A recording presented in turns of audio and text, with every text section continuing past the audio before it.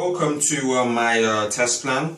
So, this is the evidence of the test plan. So, as you can see before, shown on the document, it showed the test plan and what I intended, the purpose of the test, and what I expected. So, this video will show the actual results of the testing, and how it happened, what did I do, blah blah blah, and yeah, so far so forth, and you will be able to witness that and see it. So I hope you enjoyed the video. Yeah, so for this one here, it is the child's table. So as you can see, there is I think there are 3 validations in this table. The first one is gender. So just see down below here, there is the validation rule and validation text, which is male or female. So with this, the users would have to enter male or female in the box, in the table, to ensure that they'll be able to select which gender. Any other word or any other phrase used will therefore be invalid, and the table will not run. The second validation is date, DOB, which stands for date of birth. So just below here, it shows the validation rule.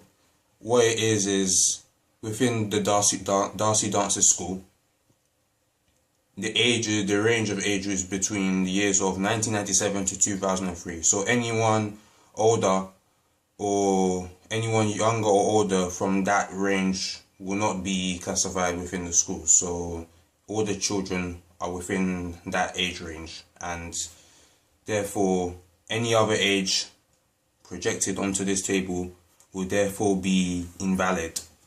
The next validation rule used is the class ID. Now the class ID, there are 3 classes. Classes 1, 2 and 3. And for this one, we've set it as the validation rule is 1 to 3. So it has to be more than 1 and less than 3. Meaning 1, 2 and 3. Any other number there will therefore be invalid. Cool, now press and pause. So as you can see here, back onto this validation rule. Here on gender, as I told you before, it is male or female. And here it is, male or female. So I'm just doing a little test. If I was to name this boy or any other name, so let's go for boy. You can see the box came up and said either male or female, which means only male or female must be added onto this. So I'll just include male back here again. For date of birth, now I told you the ranges is between 1997 to 2003. So I'm going to change this year to, let's say, 1995. Unfortunately, there's a little bit of a error over there.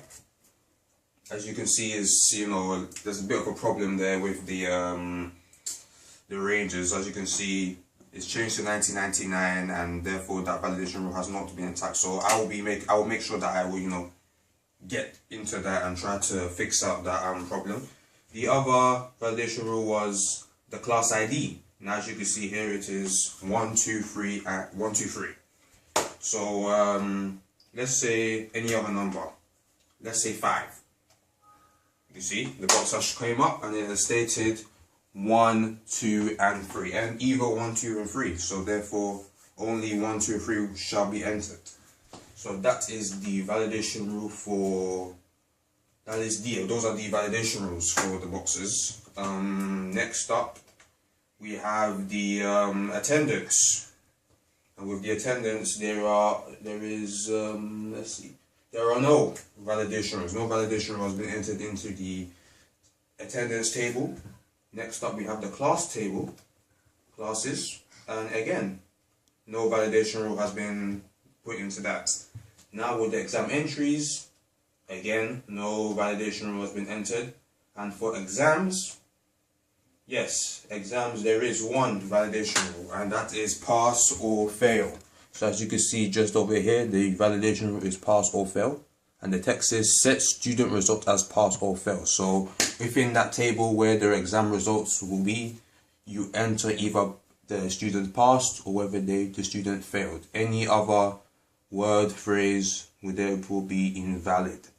So we're going to test that now. And as you can see here is the exam results. There's pass and fails all over. Let's say A, you know, the grade A, B, and C. Let's go for A, as in fail. Let's put A there. See? It was invalid and came as an error. Therefore, as you can see, it says set student result as pass or fail. So we are just going to put that back there as fail. And there you go. It's all been set.